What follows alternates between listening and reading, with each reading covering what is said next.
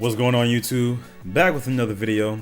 Alright, so apparently Jordan's king and President Trump met. They had a discussion, they talked, and the main topic of discussion, the main topic that I really want to focus on is what's going to happen with the Palestinians after they leave Gaza, or I guess you could say forced to leave Gaza in a sense, because that's the way I'm looking at it. And you know, where they're going to go. I know President Trump talked about, you know, Egypt and Jordan taking them, and I want to say he said Lebanon. Don't quote me on that, but I'm pretty sure he said one of those countries. But I know for sure Egypt and Jordan were the main two talked about. And I'd heard previously that countries in the area are pretty much like, no, we're not going to do that. But we're pretty much going to hear what they have to say, and I'm going to give my thoughts on it as well. Because like I said before, this whole thing feels like a mess, and we should just wash our hands with it. We shouldn't even be dealing with it. But because we have such strong ties with Israel, I don't know, I guess we're butt buddies with them or something like that, because all this stuff that's going on, how we're just running so deep with Israel, we're here now. So without further ado. Mr. President, I think we have to keep in mind that there is a plan from Egypt and the Arab countries. We're being invited by Mohammed bin Salman to discussions in Riyadh. I think the point is how do we make this work in a way that is good for everybody? Right. Obviously, we have to look at the best interests of the United States, of the people in the region. I don't want to pause this too much. Is that Morse code? He probably has a condition. I'm just fucking around. I'm sorry. My bad. Especially to my people of Jordan, and we're going to have some interesting discussions today. I think one of the things that we can do right away is take 2,000 children that are either cancer children or in a very ill state to Jordan as quickly as possible, and then wait for, I think, the Egyptians to present their plan on how we can work with the president to work on the Gaza challenges.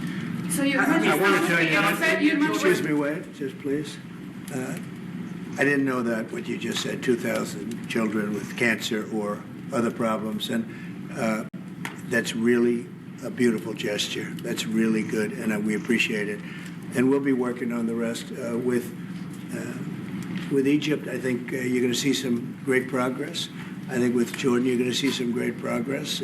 Three of us, and we'll have some others helping, and we're going to have some others at a very high level helping, and the whole thing will come. It's not a complex thing to do. And with the United States being in control of that piece of land, a fairly large piece of land, you're going to have stability in the Middle East for the first time. And the Palestinians, or the people that live now in Gaza, will be living beautifully in another location. They're going to be living safely. They're not going to be killed, murdered, and having to leave every 10 years. Because I've been watching this for so many years. It's nothing but trouble.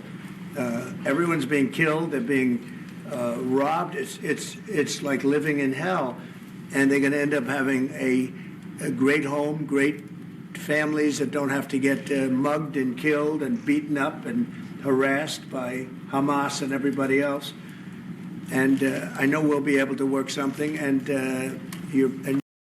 is he not also going to talk about, you know, the constant aggression between, you know, the Israelis as well? Because it's not like Hamas is just terrorizing their own people. I mean, they are to a certain extent, but Israel has a part to play as well. Because it's not like every single last person over the course of decades that the Israeli forces have come across and, you know, killed were only just Hamas. There was a few Palestinian people that were not affiliated that also, you know, unless I'm off.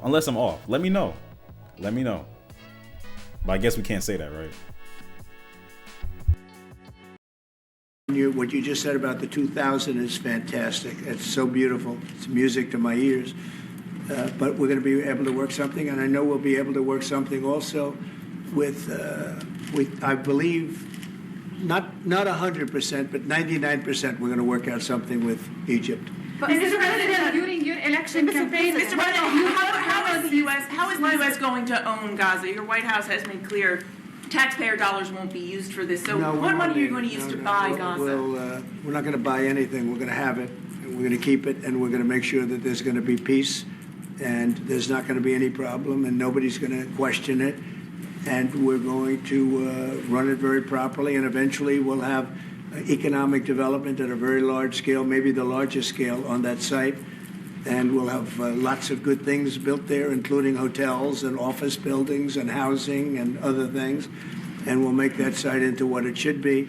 And the people from Gaza who wouldn't be able to be there for years, because you're talking about just to get it and prepare it and to take care of all of the problems that currently it has, as you know, tunnels, and people are in those tunnels, and you have some good people and some bad people, and you may have hostages right now. You know, you have the hostages possibly there. They don't know where they are.